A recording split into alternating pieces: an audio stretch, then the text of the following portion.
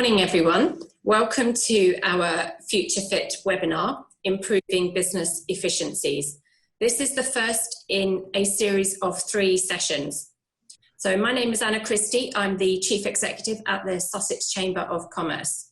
I would firstly like to start by giving a huge thanks to our sponsors, Wealdon District Council and Locate East Sussex, who have made this webinar possible. I would now like to pass the reins to Councillor Roy Galley from Wealdon District Council to officially open and welcome you all. Thank you, Anna, and good morning to everybody, and welcome to this Future Fit business event. This is a joint venture between Sussex Chamber of Commerce, Locate East Sussex, and Wealdon District Council. We've organised this, or tried to organise it, I think about 3 times before now, and for one reason or another it's been abandoned. It wasn't just pandemic. A year ago there were other reasons we had to delay it.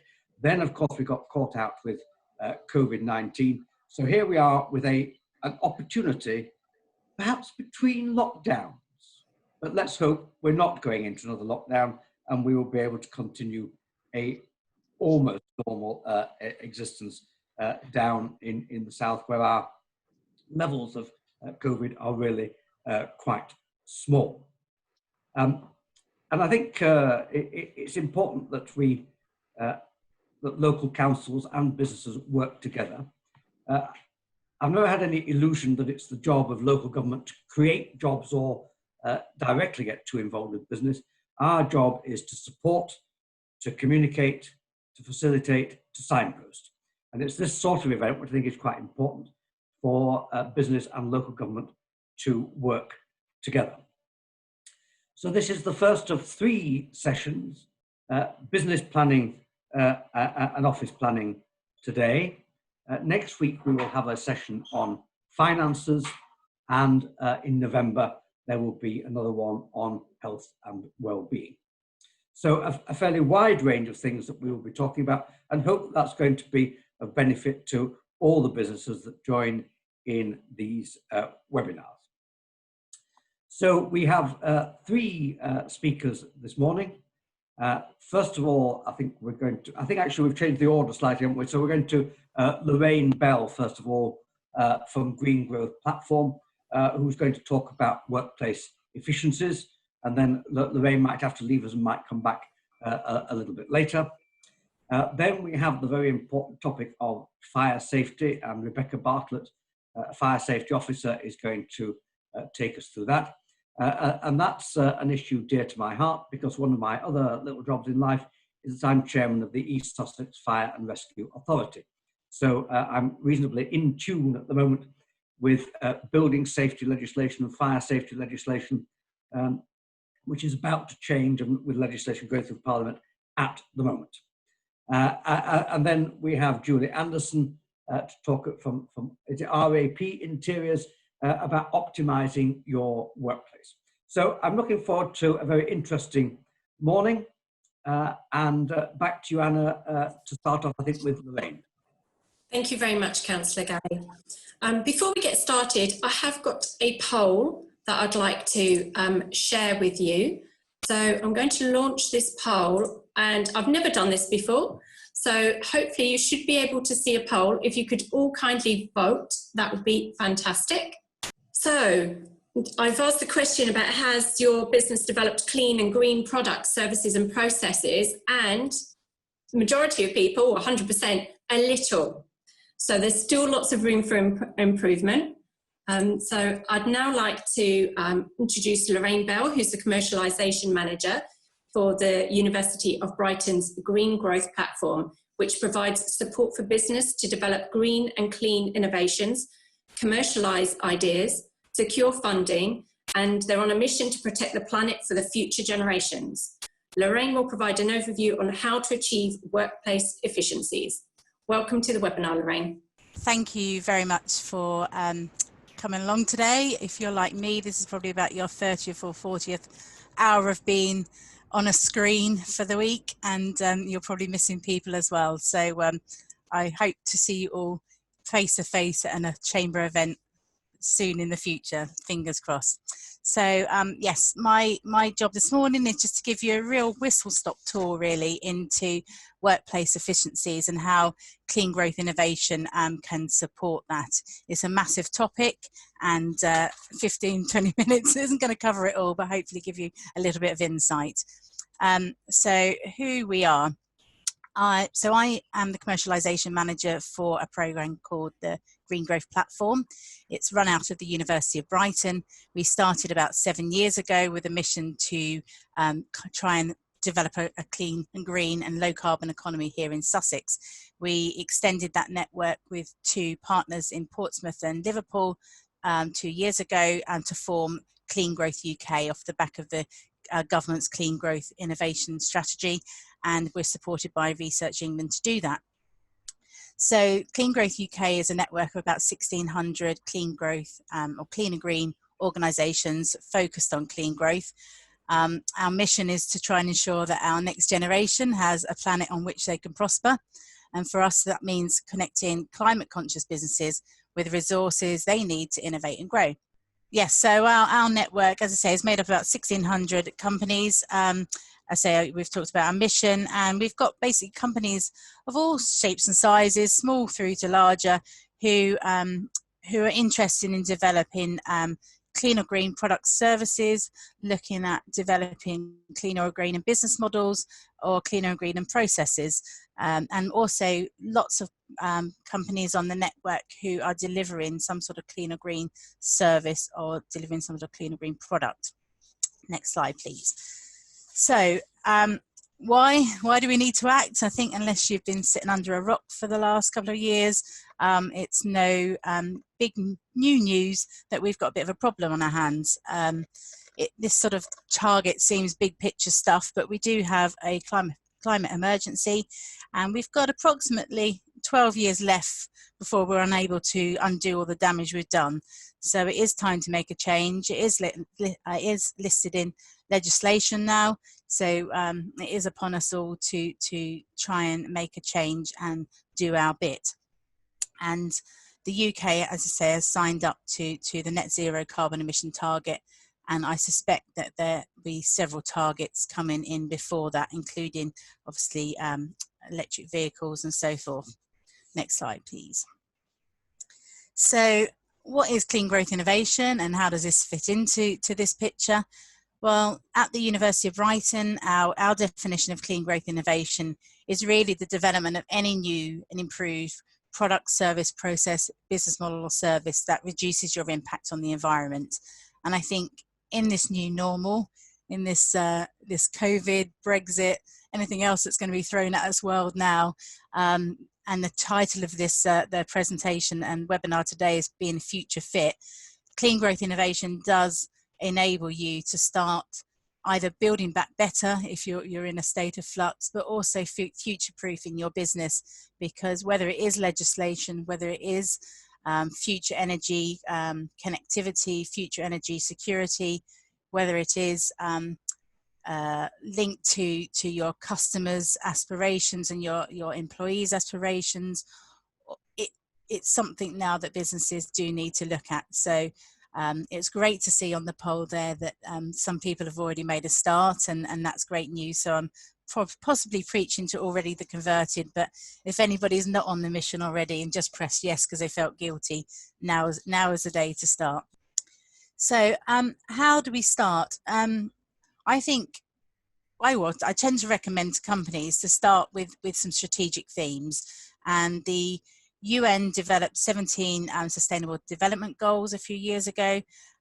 These goals were set by countries of all shapes and sizes, poor, rich, middle income, to try and promote prosperity whilst protecting the planet. Now these goals cover, let's say, 17 different areas.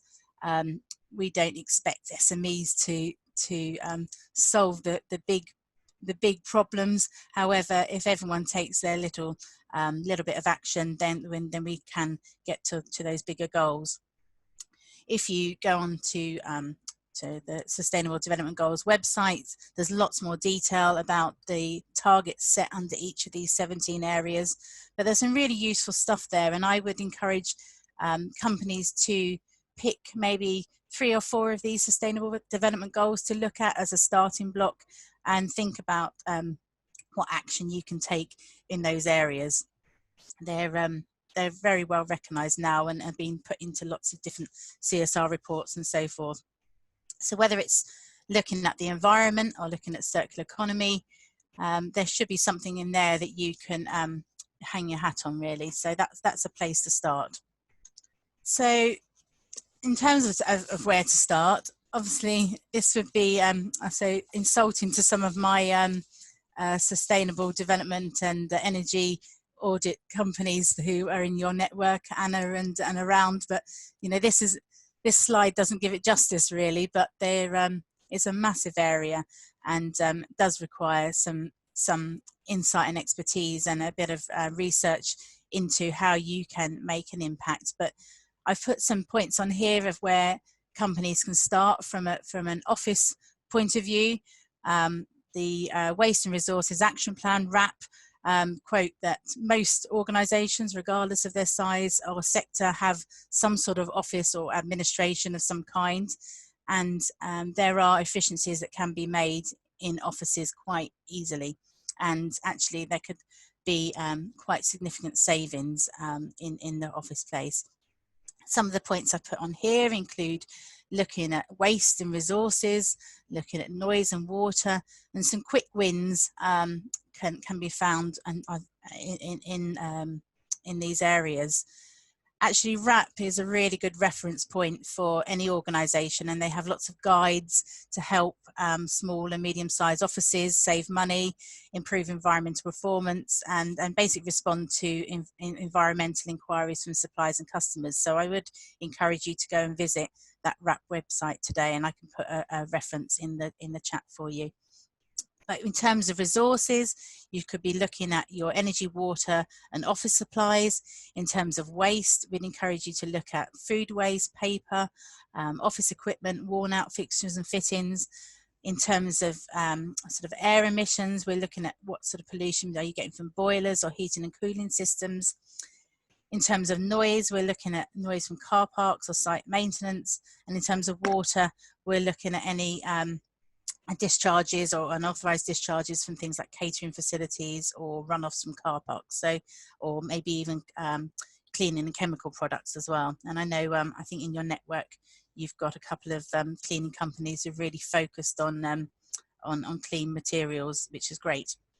So I mean, COVID has really provided the opportunity for us all, like it or not, to reconsider our processes in the office. And if you're like me, you're sitting at home, that's certainly contributed to the reduction in transport in offices to offices now, and lots of people working remotely. So that has, for many people recording their carbon footprint, enforced a carbon reduction, which is a positive thing. But if we return to a new normal, it might be that you want to look at these travel to work policies and whether there's something you can continue to keep that carbon footprint down. It also it's helping in this COVID situation as well, doing what we're doing today, being online and delivering some of your services online where possible and not traveling. So this is really a quick win for many office environments. In terms of more industrial applications for around clean growth innovation, we tend to start looking in 3 areas really: energy, automation and process. And whether you're a hospitality business or a manufacturing business, or retail, these 3 areas are a good starting block to start looking at where you can make improvements and efficiencies. Enabling technology is helping us to move in the right direction in all of these, and I will talk about that going forward. But we're looking at continuous improvement in all of these areas. We're looking at how we can improve productivity in all of these areas, and to try and help us generally be more sustainable. With regard to energy, we're looking at 2 things really, what we call upstream and downstream energy and resources. So what does that mean? Upstream means all the processes that go into reaching your customer and getting your product or service to the market. So that could involve human personnel, through to materials, through to transportation and logistics, through to the energy and power and resources that you need to make that happen. So it's looking in all of those areas about where you can make clean and green efficiencies. Downstream in an organization, this is working through your production, how things are made, looking at your supply chains and where efficiencies can be made. And the supply chain is a really important area here, because if your suppliers are not on this journey with you, that's going to make an impact. So start talking to them about that now. In terms of automation, we're looking at either physical or virtual automation and how we can make improvements through automation in your business. And then obviously looking at the processes, what are most appropriate processes for you to start making little tweaks on.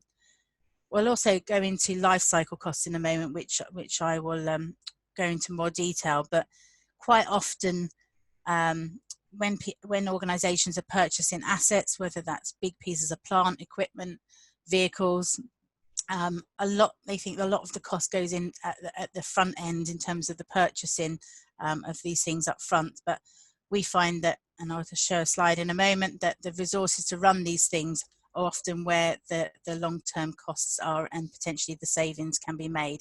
So I've got a couple of pictures here around some activities and interventions that companies can add.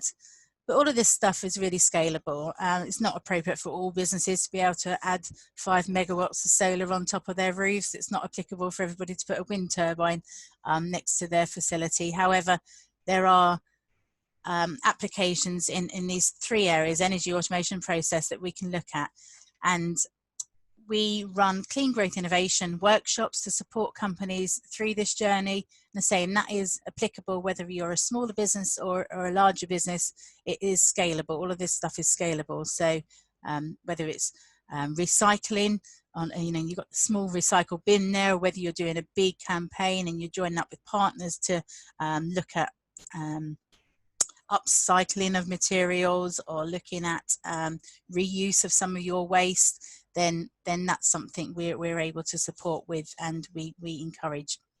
So going back to that point about life cycle costs, I just included a slide today because this demonstrates that if you look at the red and the yellow areas, this tends to be where you purchase assets. However, the 45% of the cost of any product and service is in the latter stage, is in the operational and the material and the energy use of that product.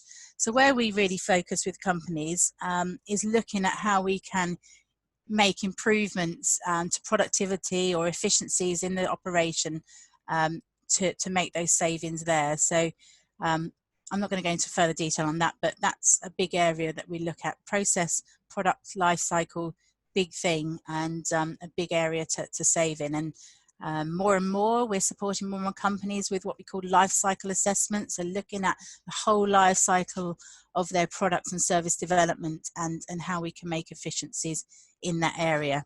So I'm throwing out lots of buzzwords and terms for you here today, but this is all what's coming our way.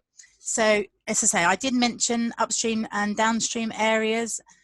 The big news here really is that digital transformation is really helping us to improve in these areas, and this is something we're really interested at the university. This is something that we like getting involved with, and we've been supporting companies with big picture stuff again, but you may have heard of Industry 4.0, the Internet of Things, and I'll explain a little bit more about Industry 4.0 in a second. But this is here to stay, and it really is probably the most efficient way to make your business more efficient. And I'll give you some tips on how we do that shortly. You don't necessarily have to have big machines and kits to become more efficient, but certainly some of the bigger savings we have made with manufacturers and some of the more industrial companies locally have been in making digital transformation in their operations. The concept here being that if you can stop the leaks, you can turn down the tap, and that's really what we're trying to do with regards to the energy saving area. We look at energy management, energy monitoring, where you've got gaps or leakages in there. We do a lot around some quite techie stuff, power factor correction, voltage optimization, terms you've probably never heard of in your life, but stuff that basically is saying that making your power supplies far more efficient. There's at least 10% saving in most people's industrial business operation just by making simple changes to the power supply you receive. So that's an action call for action for any industrial companies on the call. So I'm just going to give you a very quick insight into Industry 4.0 here, if you haven't heard of it, because it's a buzzword that's coming up more and more, and lots of people pretend they understand it, but they don't. But it is quite a simple thing, and this is just my take on it and my explanation of it to help you all. But if you're going back a few decades, probably the old value stream of doing something was that we came up with a concept, we designed it, we produced it, and we sold it. The big news and the big picture here is that with data, all of this can become more efficient and more predictable and increase the value proposition.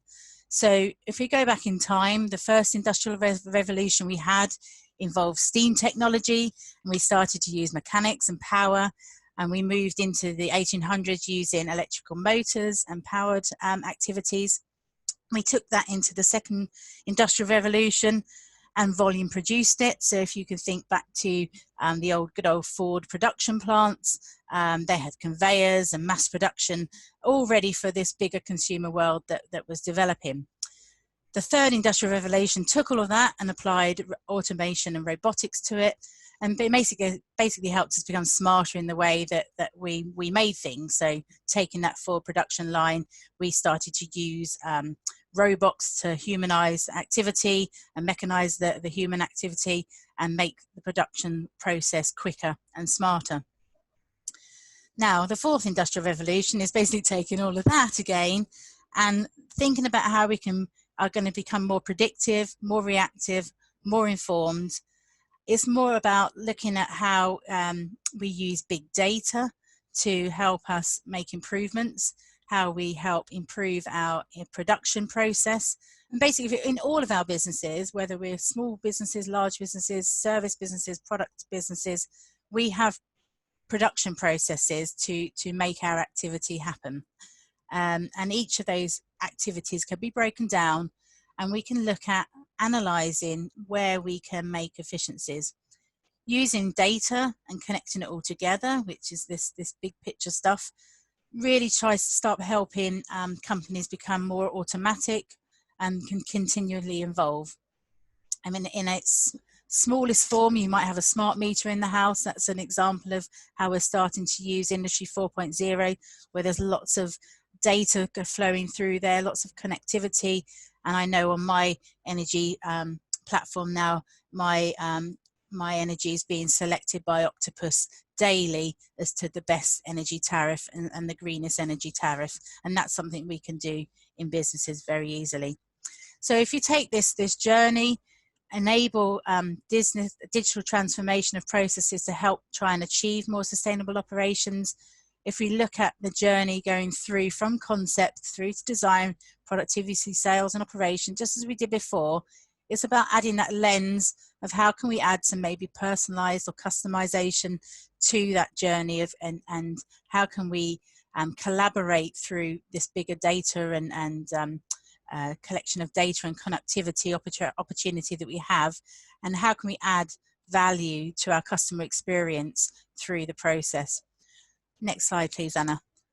I've got a video here which I do not think is going to work today. So what we will do, Anna, is share that in the link afterwards, because it's a video of how Industry 4.0 is being applied in the farming industry. And whilst probably we haven't got many farmers on the call, it is all scalable back down to how we're running efficiencies in our businesses now. So if you share that afterwards, Anna, that'd be fantastic. Next slide, thanks.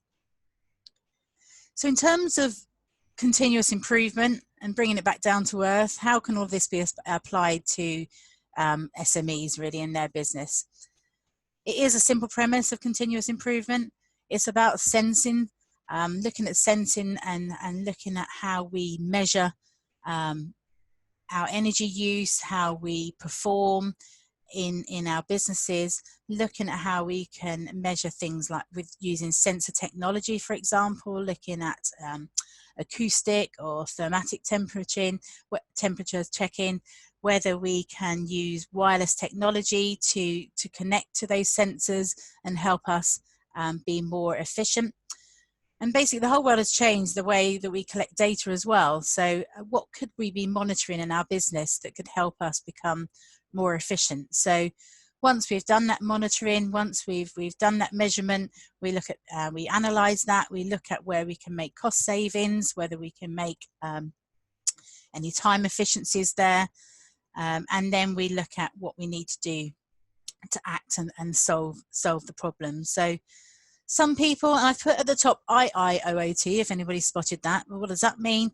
I call that the industrial Internet of Things, because sometimes the Internet of Things gets a little bit of bad press. Some people feel it's a bit Big Brother and a bit CCTV, but the Internet of Things is here. And I think there's great opportunity in the Internet of Things for businesses to make these improvements. And we cover all of this sort of stuff, if this is going over anyone's head, in our workshops in a lot more detail, which I will talk about in a moment. But effectively, I think enabling technologies and using sensors and automation has really started to revolutionize our world. And whether it is using physics, using sensor technology, using connectivity, it's helped to save industries thousands and thousands of pounds. And years ago, getting in that sort of technology, the automation, the sensor technology, the little gadgets that sit on the side of machines and do the measurements, or sit on the side of air conditioning units, or extractor fans, or things that are running day to day in our business would cost thousands, but these days they're in the hundreds and they do make big savings. So as a university, how do we get involved in all of this? We like to support companies to look at their R&D and the innovation opportunity around clean growth. And we work with the Knowledge Transfer Network using their innovation canvas, which is showing here, to try and map that innovation opportunity for the business. So if it is a new project in the business that you're looking to develop, or a new to support clean growth innovation, whether it's a new service, a new business model, we use the innovation canvas to map out what the opportunity looks like. Is there a market for the idea?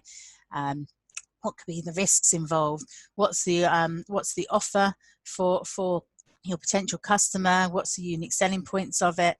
And is there any IP in it that needs to be protected? And then where we really get involved is in the capability side, and also capacity, because who's got the time to do all this stuff sometimes. Capability might mean, is there skill and knowledge in your organization to develop the changes in this clean growth area. And we're able, whether it's student resource, academic resource, or tapping into the pool of expertise that's in our network, we're able to support companies with the capability to do this. So if it's all feeling a bit scary, don't worry. There is help available. Just quickly focusing on some innovation examples. These are the sorts of things we like to do at the university, of getting involved with research projects and helping companies. So the pictures there with the Zycon brick and the power diverter tool on the left hand side, they're examples of where someone's come with literally a sketch on a piece of paper and said, I've had an idea to do this, can you help us? And we've developed that into some sort of product that's a clean and green product. Other examples are contract research and consultancy project, where we've on a commercial basis supported companies to develop technologies. And we're lucky at the University of Brighton, and indeed our colleagues in Chichester and Sussex University, we've got a wealth of research expertise on our hands here in Sussex, that we've got academics who want to get their hands dirty and apply their knowledge and test and validate and pull these things apart and improve them, and make ideas for improvements to support your businesses. And often that is funded or part funded, and it's part of our agenda at the university to get involved. So if you've got ideas, come and talk to us. Some quick success stories. So we have been running clean growth innovation workshops and now for the best part of 2 years in Sussex.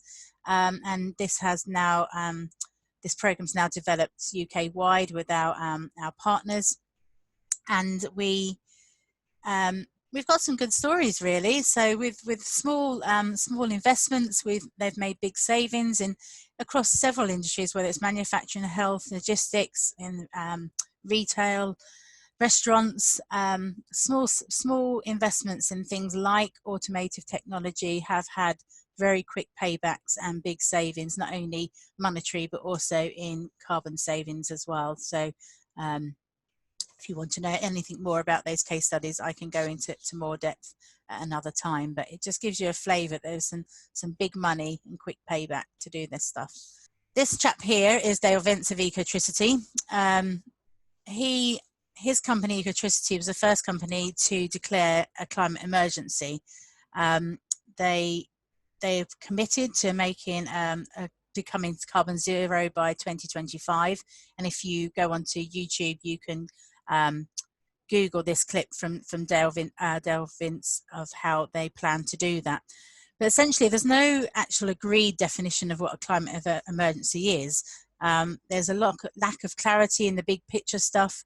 But the bottom line is, I always think, is from an SME point of view, is that you need to be honest, whether you believe it or not, and actually look at what your status of your business is now and how you can improve it. Think about how you can drive value, how you can change behaviours, what actions you can take in your business, because customers and investors now are seriously looking at this area. It's no longer just a checklist on a local tender opportunity, or maybe it's ticking an environmental management system tick box on a tender. It's here. Say the customers, your investors, your employees are looking at this sort of stuff. So do you need to declare a climate emergency in your business? It might not have to be so dramatic at this point, but certainly you do need to plan, you need to act, you need to check, and you need to start acting. I just picked up on this case study this week actually, because Creston Reeves, a large accountancy firm in the southeast, and I've been really impressed what they've done in the last couple of months. They contacted us to say, we really want to make a commitment to this carbon problem we've got, and we want to become carbon neutral across all of our offices by the end of next year. And they've just launched their CSR impact report, which is a really interesting read. And they've committed to, I mentioned earlier, the Sustainable Development Goals, 3 or 4 Sustainable Development Goals here, where they're taking small actions to work towards these goals that I think are really realistic, smart, and achievable. They've put it into a report, they've made the commitment, they've been very public about it, and their staff are loving it, I tell you. So if you go onto LinkedIn, there's lots around it at the moment around Creston Reeves' report. So I would have a look and see what they're doing as a bit of inspiration, because it's certainly impressive. I will be back hopefully on the call in a bit to answer any questions, but I would encourage you to attend our Clean Growth Innovation Workshop series. We run 3 or 4 of these a year. They're free because we're funded by Research England to deliver these. They're made up of about 6 modules where you really start to look at clean growth innovation in your business, whether you're an office-based business or an industrial-based business, and take you through that journey. And the other good news is that some funding available to help you with all of this stuff as well. So if you're currently an East Sussex, Kent or Essex-based business, we have a program called Locase, which helps fund business growth and energy efficiency grants for businesses to support this area.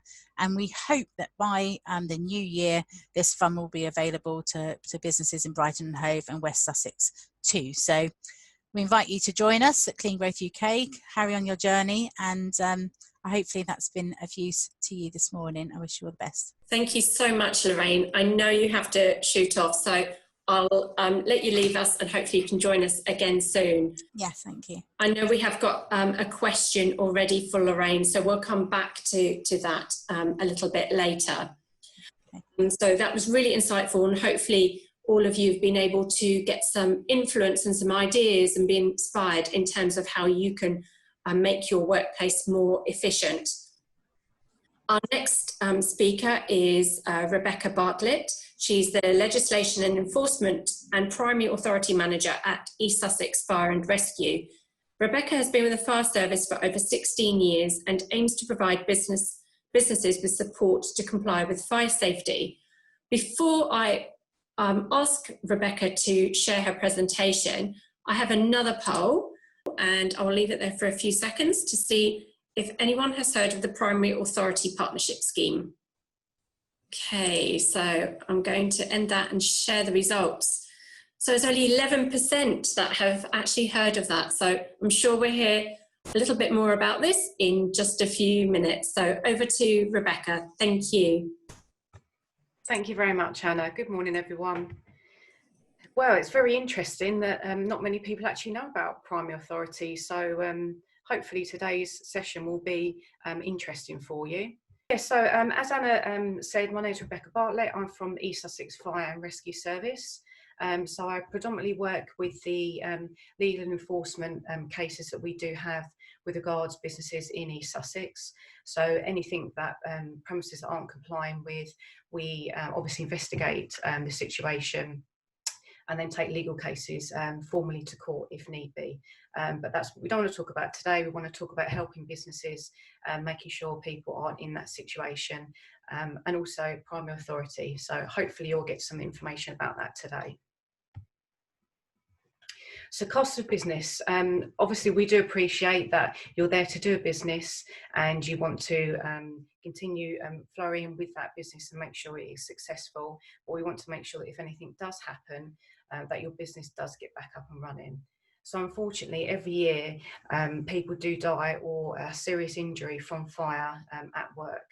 And you probably do see them on the news quite a lot. And this is what we're trying to prevent with regards to fire safety. So it's not just to do with life, obviously, of people in buildings. We are looking at businesses and making sure that they save money along the way and making sure they're not actually losing out whilst having a fire in a premises. So unfortunately, if people do have fires in businesses, 80% of them don't actually reopen after that. And that's what we want to try and prevent, because people think, oh, if we have a fire, we can get back up and running straight away. But unfortunately, that sometimes doesn't happen with regards to insurance premiums. And if there are fines with regards to things that haven't gone quite right within a business, and that's what we're trying to prevent from happening. So simplifying regulation.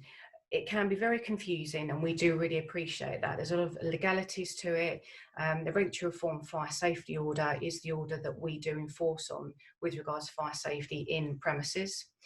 Sometimes with regards to the regulations, it can be a bit of a barrier for compliance for businesses. Not saying that everybody's in this situation, but sometimes it could be put in a bit of a more difficult pole. And that's what we want to try and help businesses beforehand, before they get to the stage where they do have a fire or something goes wrong in their premises, and they want to come and speak to us as experts to make sure that they know exactly what they're doing within their premises. So we obviously support businesses in compliance rather than wanting to actually come along and have to interfere after a fire's happened in a building. We want to make sure that if there are things that aren't quite right, we can help you to make sure that they are put right to start with and support you from the beginning, rather than actually turning up because there has been an incident. And unfortunately, majority of places we go to, it is because we have had to turn up to an incident from a fire. And we want to do it the other way around, try and turn things around and make sure people know what they need to be doing beforehand to keep themselves safe, their staff, and obviously the businesses up and running successfully. Public safety is clearly our key area and aimed. We want to make sure everybody is safe within their buildings, but obviously making sure economic growth in the communities as well. And obviously in light of COVID, we've been working quite closely with different businesses to make sure at this difficult time, they are still following fire safety regulation. And if there's any questions or anything like that, people know that they can come to us and ask anything from that point of view. It is changing. I think businesses know that we're not just there with that big stick, and maybe that's what we looked at from years ago. We're there to try and help people and to improve their businesses, and we're not just there to tell people off, is what people always say. When I used to do fire safety inspections, everybody used to be quite scared that the fire safety officers turning up. We want to get that out of people's heads, that we're actually there to help people and to make sure that they are successful at what they want to do within their business. And yes, we want that good relationship between each and every one of you. So obviously we are there to protect through enforcement and legislation. There should be a responsible person on site or within that business who have the ultimate responsibility for fire safety in that building, and that's who we want to work with. We obviously want to recover from the impact of non-compliance, and sometimes we have to issue enforcement notices and other forms of notices, which basically means there's certain time frames that work needs to be done because it is so severe that the premises is unsafe. So we need to make sure that people do understand that and what is actually made up of that notice. Okay, so primary authority. I'm kind of not surprised that people aren't really aware of primary authority within the fire service. It is a brilliant gateway that's out there that does help businesses and brings a relationship together between us and businesses and other regulators. It's not just the fire service that do actually undertake primary authority. There is environmental health, trading standards, and we all work together to work with businesses to make sure that they're running as successfully as they can do. And it's all between local authorities and ourselves, which I'll explain. So what is primary authority? So East Sussex Fire and Rescue Service, we have now got 13 partnerships, which I'll explain a little bit later on.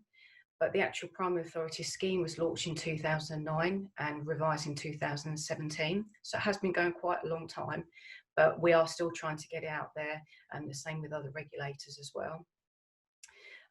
We're trying to make sure partnerships and businesses are either coordinated partnerships or they're direct partnerships. So we have some organisations where we deal straight with that company and make sure everything is as what they want it to be within their business. But sometimes we have coordinated partnerships as well. So if you have, say, an association, we could be in partnership with that main association, and then all the other smaller premises will lever off of that association and go to them for advice, who will in turn come to us. So there's all different ways of actually running that partnership. The government have actually backed over 85,000 businesses who are already taking part. So there's quite a lot out there. And I think if you look on the Primary Authority website, you will actually see how many businesses locally, probably to yourselves, that you didn't realise that are involved with this scheme. And it's a successful scheme as well. And over 190 local authorities operate the partnerships at the same time. So as I say, we've been East Sussex Fire and Rescue Service. We've been members since the 1st of November 2018. We do want to link the partnerships for community safety, risk reduction and vulnerable people. This is because these obviously are aims within the fire service to make sure these groups of people and businesses are safe from fire. So quite a few of our partnerships, as you'll see, do fall into that category. And we also want to make sure that we're working with our local firefighters and crews.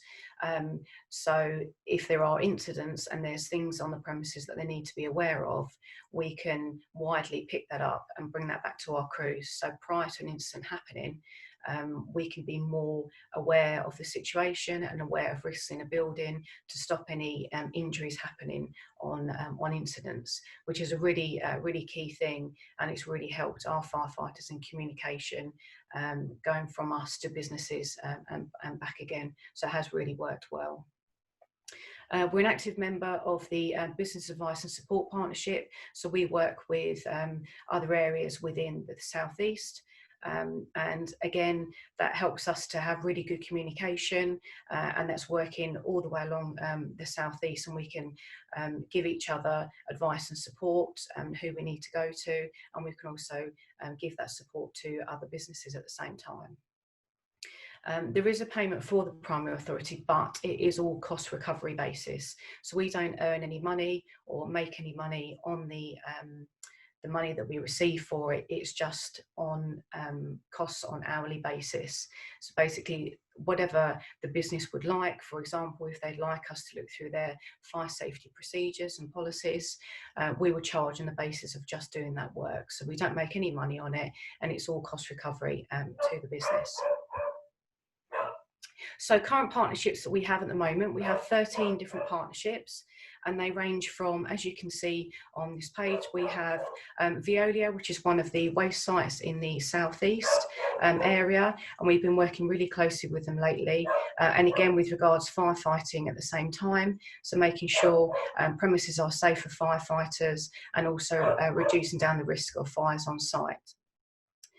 Some of our other partnerships on here, like I was explaining earlier, are in the care and vulnerable people situation. So, for example, Abbeyfield, we've been working closely with them, giving some presentations on different fire safety incidents that we've had over the past year and giving them advice. We can't train people, but we can advise and give them awareness training on responsibilities that they need to be doing with regards to fire safety. And other partnerships on here, Giggling Squid, so I've been working with quite a lot of their restaurants, which is all over England, not just down in East Sussex area, so it's all over the country. So if they come to me with a question, we can then give them that advice, and that advice we put out to all of their premises within England. So it's that one point of contact, which is really important for primary authority. Other partnerships, we've recently taken on, for example, Saxon Weald, and we're going to be working with them. They're a housing association within the West Sussex and Hampshire area, and spoken earlier about the fire safety changes that are coming up in the fire safety bill. We will be working with them and how much it's going to be impacting on them with regards to changes for high-rise buildings, etc. So that's going to be a good project. It's going to be working with them. And also British Metal Recycling, we've recently taken them on board. So we're going to be working with them across all of their sites, because as you probably see in the press, there are quite a few recycling and waste fires that have happened recently. And we obviously want to reduce that down from a pollution point of view, as well as a business recovery point of view. We also have a department that gives out fire safety awareness training. As I spoke earlier, we can't actually train people because that's not part of our role, because otherwise we'd have two hats on and we'd be regulated as trainers, and we're not allowed to do that. But we do have fire safety awareness training, and I have colleagues that do undertake this. So anybody can take part, and it's free. And at the moment, obviously, the situation that we're in, it's all virtual training. So they do that a few times a week for anybody to join in. But also, if you want to specifically have it for your business, they can arrange that for you and tweak it for your business at the same time. So it's a really good way of understanding the regulations, and obviously changes that are coming out as well. They will be updated on that. There are some details there, but if anybody does obviously want to get in contact with us, just obviously let me know in the questions a bit later on. So that was a bit of a whistle-stop tour. I hope it's been helpful to you, but obviously any questions, by all means, please ask them today, or Anna does have my contact details, and I'm more than happy to answer any questions going forward. Thank you very much, Rebecca. I think what we'll do is we'll keep all of the questions to the end. So please, can you use the Q&A to ask Rebecca questions, and we can come back to all of the panelists at the end and put the questions forward. So our next speaker is Julie Anderson, who's the Design Director at RAP Interiors. She's been there for over 20 years and began interior design and her furniture journey over 7 years ago. And earlier this year, she won a Lifetime Achievement Award for her work within the interior sector and charity work too. So that's absolutely amazing. I'm going to hand over to Julie now. Good morning, Sussex. Thank you for tuning in to Anna's radio station, so you can listen to all the tips by all the speakers. So we started in 1988 along with some other famous people that you would have heard of. Rick Astley, Never Gonna Give You Up. Michael Jackson, The Way You Make Me Feel. And Robin Williams, Good Morning Vietnam. And we are Rap Interiors. So although I have got a Lifetime Achievement Award, I am under 100. We have split the presentation today into two parts. About your office space now, and just some tips and ideas of what you can do cost effectively to create zones and more workable space. And also part two is going to focus a little bit on COVID and how that's affected how we're all working. So over to me. This is Alice, by the way. I forgot to introduce Alice. Alice works in our design department, and we're all sort of doing lots of jobs like most businesses at the moment. So, but Alice does solely work in design. So she's very up to date with furniture and products that are working with cleanliness, antimicrobial fabrics. And she's going to talk us through some ideas to make the workspace funky. So the obvious place to start is the reception. Obviously, it's the first impression of your business. It gives you the initial feel. So the best thing you can do is have, a simple and smart design. And if you can have your reception say what it is that you do, so obviously this is dental healthcare, use shapes to explain your business. If you can make a statement with the living wall, it will signify your importance on well-being. You care about sustainability. These walls here are actually real moss and real leaves, and they are dried and then preserved using natural products, so it's always good for the environment. So you can customise your furniture. This is a nice, just simple one where we've done a wrap over a reception desk just to bring in the colour of the company, but it's a easy and cost-effective way to customise your reception. And obviously right now especially, you don't always need a full-time receptionist, so it's not a problem. You can have something called a stand desk. So it's a furniture that will support a temporary function without dominating the space, and it can be used and left. Yeah. So on to the working space. The government guidelines seem to be at the moment that you shouldn't be sitting opposite one another, but that's quite impossible for some businesses to operate to that guideline. So we've got some ideas of how to screen people off. But bench desking, which is one long bench desk and can accommodate up to about 10 people. It provides space because you can squidge in a bit there when we all do return to normal. But we bring in a lot of colour in wrap. We're known for being a colourful company, and people walk into people's offices and say, oh, you've been wrapped, because we've been in there, designed stuff and then done the fit out and provided the furniture. So there's lots of ideas for creating storage. Sit stand desks is very good for people that are changing shifts and stuff like that at the moment. We bring in a lot of colour, as I've said. Oh, hang on, something's going on. Oh, okay, sorry. Yes, so that's some ideas on desking. Just some ideas really of how to bring in pops of colour in desks and in chairs really. So the desk screen dividers can have colour.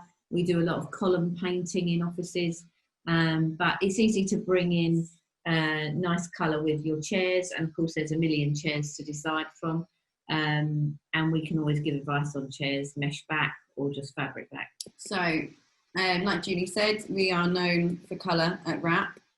One of the best and most simple ways in which to do this is to make your desk screens colourful. They're used for many different functions. It could be to define a workspace, so to define your departments within your office. You can bring in your corporate colours. Again, it just adds to the difference in visuals around the office. Security, you can have higher screens for some areas, so accounts often need to be more shielded. You can bring in small personal storage solutions to add to it. And yeah, it makes it easier to define spaces. Acoustics, we're working with a lot of acoustics at the moment and bringing in colours into the shapes that you can put on your ceiling or on the walls or just as feature hanging panels. It brightens up space, divides area in a cost-effective way, really. Lots of ideas there in shapes and colours, and reduces the sound, which is another issue in offices that are going to have to condense maybe when they do go back to normal. It's a big decision at the moment as to whether you keep with your big space that you don't need and you've got less staff coming in, but it keeps them separated.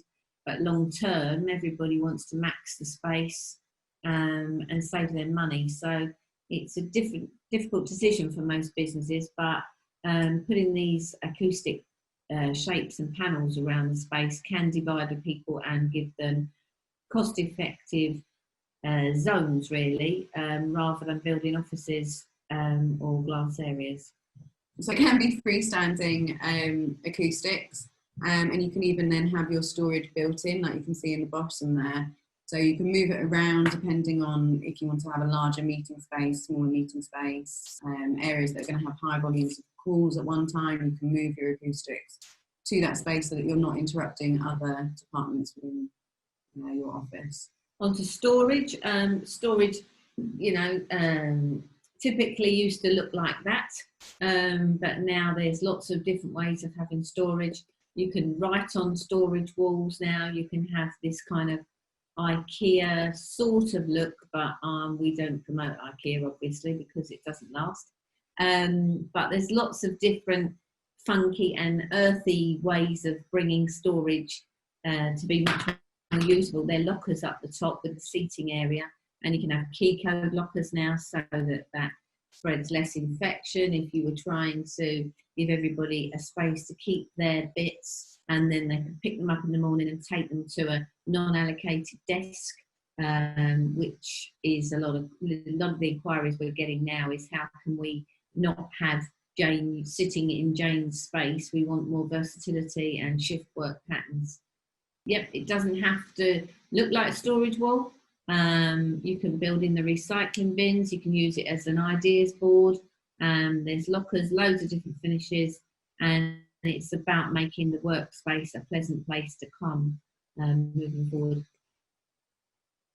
So the breakout space, if you're short on space but high on staff numbers, bleacher seating is a great option. It's one of the designs that's often forgotten about, and then once it's put in, you realise it can be used for large meeting areas as well. So if you've got a big office gathering to have, you don't need to have everyone sat on individual seats. You can be tiered and make the most out of your space.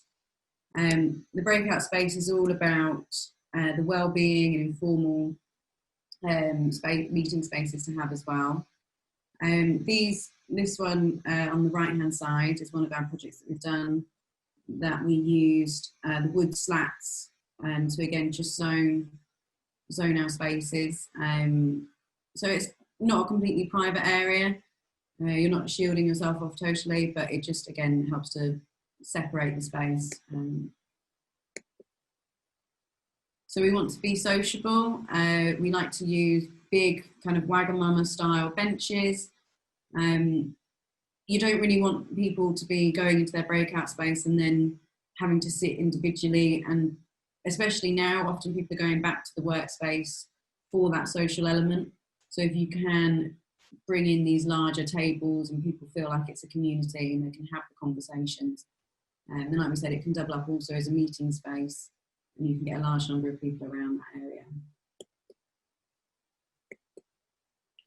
If you have your office space and you're considering whether it's too big for you or too small, you can also talk to your landlords, obviously. But if you've got big space, a good idea that we're doing with a number of clients is we're providing surveys and stuff to clients that they can analyse what they actually need, and then whether they can sublet space, so they might not be able to get out of their lease, but they could make some money to help cover the cost of rent and sublet.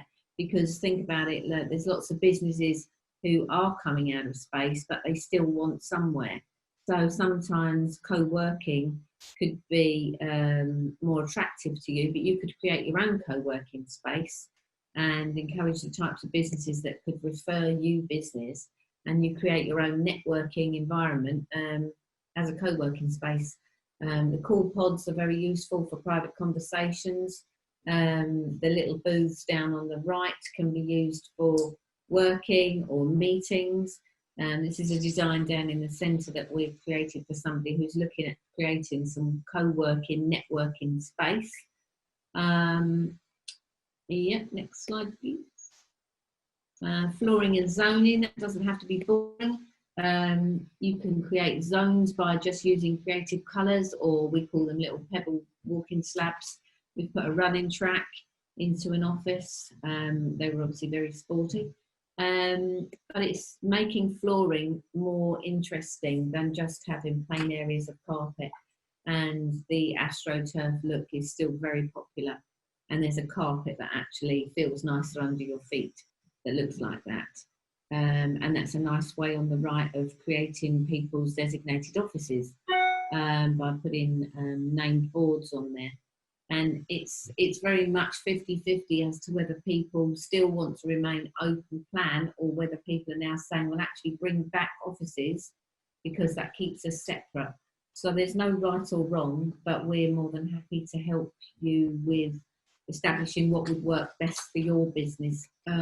This is on to part 2 now, the impact of COVID. So obviously, since people have been trying to get back to work from about June or July, we've had lots of very different inquiries about, well, we want to get different sections of our company back on different days, in different times. How can we do that? How can we get them checking in, clocking in, reserving space? How can we keep the place clean? How can we keep people as protected from germs if possible? So we've come up with a whole range of a guideline really that you can download from our website, and I'm sure it will all be available at the end. Do you want to say about that, COVID? Well, just to start with, one of the first things that we were asked to do by a lot of our clients is a staff survey. So it's a great way to get to know how your workplace is utilised day to day. It's great to hear the feedback from the staff. What is it that they want, so that your staff feel heard and respected? That is something that we can then undertake and manage, so that your staff don't necessarily feel ignored. We can do a risk assessment. So if staff are worried about their safety, we can talk to you about increasing the cleaning frequency, the health and safety signage and checks, we can provide that, and the temperature checks. So for space planning, you want to try and keep your staff 2 meters apart, but if they can't, you can do risk mitigation. So that can be in the form of screens. So if you do have to face each other, you can input screens for that protection. Putting hand sanitizer stations around the office and around photocopiers, a lot of touch points. That's where you want to be placing these. And outdoor activities is encouraged by the government, and no face-to-face desks, so that's when you have the screens. Agile Working is all about people, processes, connectivity, technology, time and place, just to create the most appropriate and effective way of working. And you can just see there a few ideas that some people can't get outside to play games and do what the government says, so they're trying to bring in like some activities indoors, which just raises the morale, that's the word I'm looking for. So we can provide screens if you need those to go between desks. You may need to relocate, you may need to sublet, or you can create co-working spaces out of your own space. Subletting is a good way of making money. Co-working, 54% of organisations provide shared and flexible workspaces. But if you wanted to create one yourself in your own larger space, you can pick the type of clients that you want to encourage in. We had a training company who worked closely with Duke of Edinburgh Award type students and younger people that had fallen off the wagon from learning. And so they encouraged it to become a training co-working space. and that's worked very effectively. Hopefully you don't look like us when we first went into COVID. That was me working on my ironing board, but I did have a gin in hand, and the other director was pretending to do some workouts, I think. Hopefully you don't look like that, and you're all managing to stay strong and find the way forward. We do homework in solutions. So part of our survey that we provide for clients, free of charge to use, they can then get the answers from their staff, what their staff are happy to do. And also you have to take into consideration what your company wants as well. So there's a meeting in the middle point. But we can do, we're doing for a college, we're sending 34 staff to work from home. We're going out to their houses, doing risk assessments for the college, ascertaining whether that person needs a desk, a chair and a pedestal. They might just need the desk, or they might just need the chair.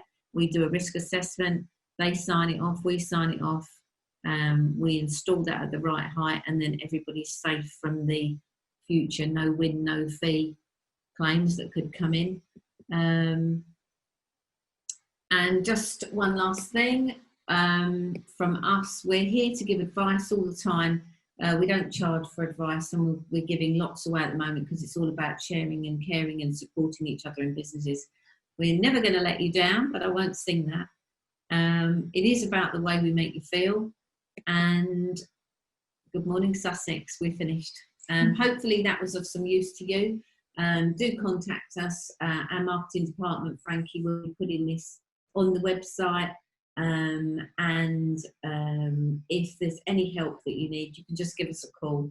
The number's on the website. Speak to me, Alice, or anybody, and just say I need help about my office, and we'll help you. Thank you. That's brilliant. Thank you very much, both. So lots to for businesses to consider, because I know a lot of businesses are going to be looking at their office space, where they go back fully, how they can make it secure for their staff. So I want to see if people can please ask our panelists questions. I think there is one already in the chat. Right, so there's a question here from Rob. And it says, hi, in non-creative businesses that don't need to collaborate as much often, it's about sound control without isolating people. Any new ideas that also work with COVID secure ideas? Well, we do a screen that you can, I'm assuming, Rob, that there are a few of you in an area and not you're working on your own, because if you are working on your own, you don't really need to worry, just protect yourself. But if there's a few of you, there is a screen that you can have around you. The fabric screens have acoustic solutions in there that you can wipe down. It's made out of a sort of a faux leather, isn't it? Yeah, and it's, you know, it is antimicrobial, and if you don't need much co-working space, but you maybe need more desking space, you can have acoustics from the ceiling suspended acoustics, and place those directly over the areas that have got the high volume of noise. And you can integrate lights in that. So if you are worried about, you know, your ceiling mounted lights and potentially putting those acoustics in and stopping the light, you can integrate lights within the acoustics. Yeah, the wraparound screen is quite a good, it's like a thick padded screen, but it is wipeable, and it's got acoustic built into the depth of the thing that wraps around. But if you drop us an email, Rob, we'll send you some pictures and links to what we're talking about. Excellent. We can share details afterwards, so that would be great. I've got another question. It is to do with the office space and everything, but it's probably more directed at Rebecca, because there has been a lot of people been working from home, so there have been a lot of office spaces left empty for several months, and then businesses have been going back. Do you, are people, or have people been keeping on top of the regulations and what they need to do? Because there's so much going on. They've been concentrating on, you know, getting staff to work from home. Now they're trying to get their offices and buildings COVID secure. That's probably the last thing on their mind. Yeah, no, I totally agree. And that's something we're sort of working on going through COVID, especially with the primary authority partnerships.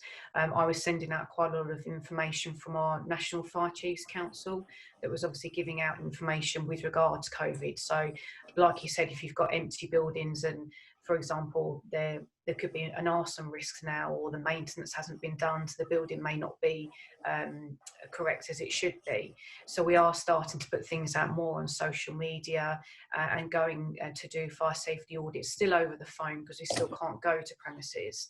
But we are making sure people are getting back up and running by making sure they have recently tested their fire alarm system and their fire exit's still open, because they've been closed for such a long time. But yeah, I do visit it being quite a difficult situation. So that's why we're trying to work with people at the moment with regards to that.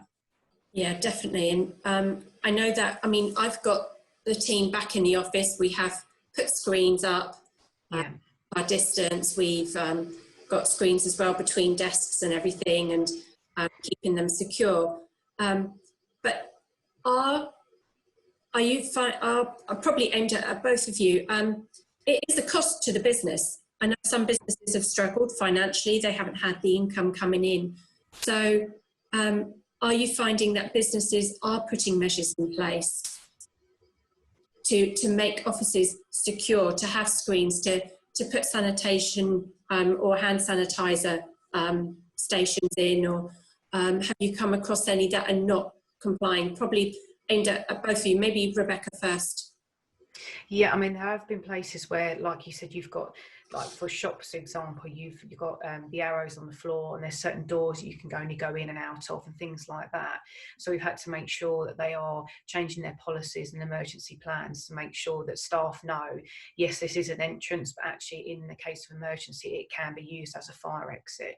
So we are making sure that they have got their right plans in place for that. And we do sometimes get complaints from members of the public to say that was a fire exit, and now they're saying we can't go out that way. But it might just be that they've had to slightly change things, and it is in their processes, but it's just not known at the moment. So we're making sure that they are doing what they should be from that point of view. And Julie, have you found that businesses have struggled because it is a financial implication, isn't it, making their offices secure, probably putting smaller desks and screens and everything? Yeah, well, long term, hopefully we don't live with screens for the rest of our life, because even though you can see through them, it just feels impersonal, doesn't it? On inquiries, I have found that most customers are asking us, how can we get back in this office? And then they're taking the advice, and sometimes they use us, and sometimes they say, oh, I've gone away and I found this cheaper off the internet, and they have to do a lot more install themselves. And there are cheaper ways of doing it. I mean, you can even buy these wraparound screens that are sort of like cling film quality. I mean, they're dreadful, but maybe they do the job, I don't know. But most clients have, when we get an inquiry, they will say, what's the protocol for us meeting you on site? And so most clients are asking us how to get back to the office. They haven't got the staff back before we go there. So that's the type of inquiry. How can we get back? We don't know how to do it. And none of us are experts. This is a whole new thing that none of us know about, but we've had to come up with a strategy that it's a bit like a tick list. If you've done all this, you can only all do your best, really. Keep people apart. If you can't afford the screens, maybe it's shift work, different shift patterns. Working at home all sounded great in the summer, but I don't think people are finding it quite so great now. And there's a lot more talk about mental health. So it's about having that HR person, isn't it? And not everybody's got an HR person. So you have to be the agony aunt. You have to be everything at the moment. It's very hard for everybody. And I think well-being is going to take a big toll on a lot of people. Definitely. I think that's the main reason we've come back as well. I mean, I did have half the team working here because certain processes can't be done at home. So during lockdown, they were in the office. But we've now come back purely because of the mental health, that social interaction, which has been really beneficial. And I think that's what a lot of people are crying out for now, to be able to come back and talk to people. It's a lot easier to explain things face to face rather than through, you know, emails or chat.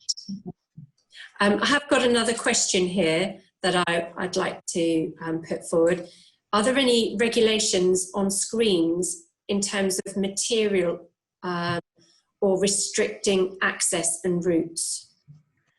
Well, there are no regulations that someone's going to come and put you in jail over.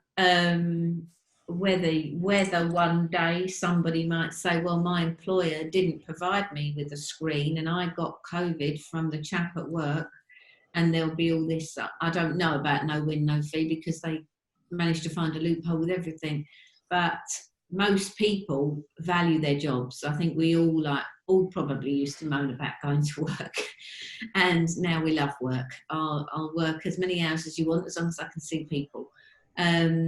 And I think as long as you've done your best with the screens, they are acrylic, or they must be wipeable, and then you should use the anti-bac wipes to clean your own screen.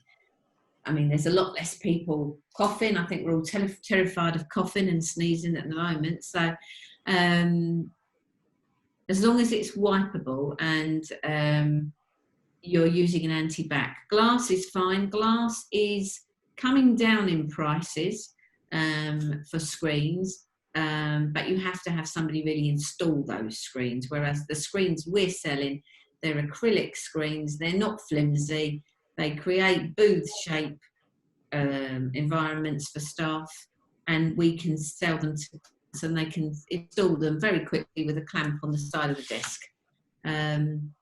No, there are no regulations as such, but you need to think, can you wipe it? So don't go and buy nice posh suede ones or anything like that. There are 2 metre by 2 metre corridor ones, so you can create corridors. We've done that in a number of schools. On our website, actually, there is a desk screen brochure, and there's loads of ideas and configurations on there. So anyone can go on there, download the brochure. Is that on our downloads page or on the news? On our blog news. So anyone can go there, look for the desk screens, and you'll see all the types that we're promoting that do meet requirements for keeping things as bacteria free as we can do. And we can also offer one of our manufacturers to go in, and they can anti-bac essentially your entire building. They'll go all over your what's it called, handrails. So they'll put a protective coating on there so it's easier to wipe down.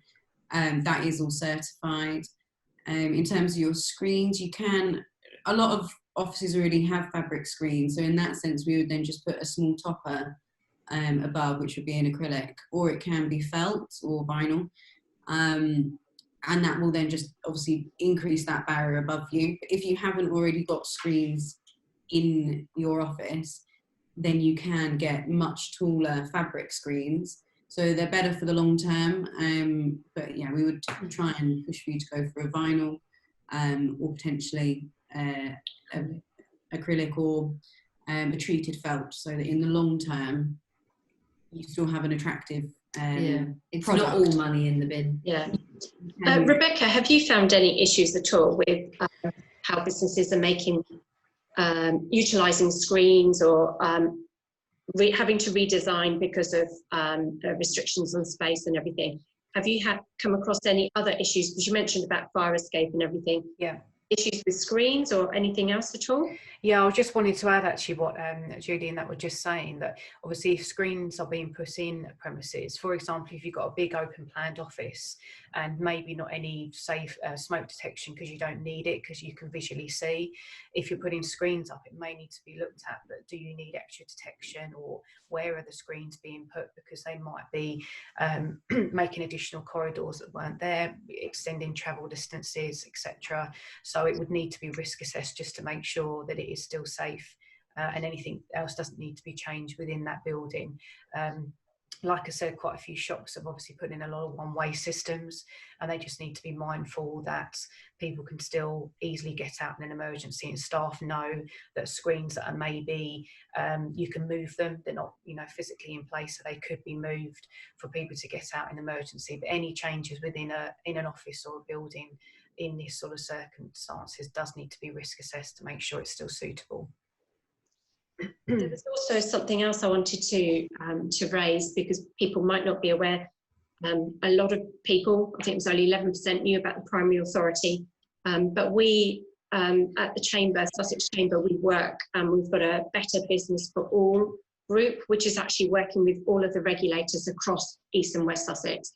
So that's working with Rebecca, with the police, with environmental health trading standards, and this is an opportunity for us to make sure that they understand business concerns and issues, and vice versa, that the regulators, we can put them in touch with business.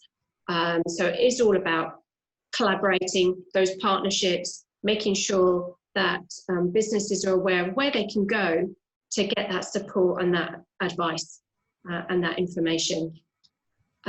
I know that there was one question on the chat, and it was probably aimed at Lorraine. Unfortunately, Lorraine hasn't been able to join us, but we will put that question forward to her, so she'll be able to pick that up directly. I didn't know whether Councillor is there just to give perhaps a few closing remarks, but I wanted to take this opportunity again to thank our sponsors, Locate East Sussex and Wilton District Council, to thank all of our panellists today, and to say a huge thank you. And I hope that all of the businesses have managed to take some information away that they can adapt to make their business more efficient. So Councillor Galley, did you have any closing remarks that you would like to add? Just to say, Anna, I think it's been a very interesting morning with a wide range of topics, and there are lots of messages there that we need to get out to more businesses perhaps. So more work to do, but I think it's really been fantastic, and thank you for all our speakers. They've added their value to today's proceedings. So we'll look forward to sessions on finance and health later on next week and the week after. So thank you all very much for attending, and enjoy the rest of your day. Thank you very much, Councillor Galley. Thank you.